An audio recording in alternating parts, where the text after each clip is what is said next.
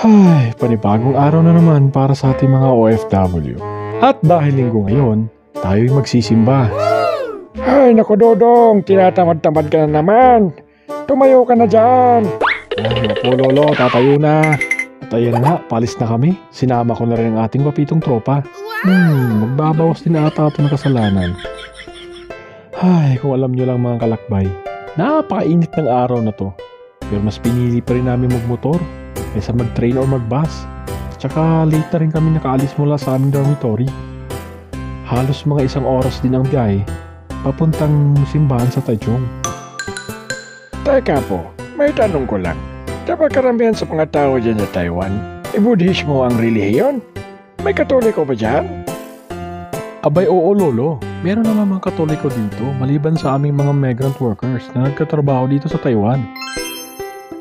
At dahil late na nga kaming dumating, wala na kaming maupuan. Kaya tuloy, tayo-tayo na lang muna kami dito sa sulok. Pero next time, aagahan na namin. At ayan na nga, natapos na rin ang misa. At uuwi na rin kami agad. At sana kayo rin mga kalakbay, magsimba na rin kayo every Sunday. Para mabos-bosan din ang mga kasalanan nyo. Ay, nakauwi rin sa wakas. Salamat nga pala sa iyong panonood. At mag-ingat tayo lagi. God bless. Till next time.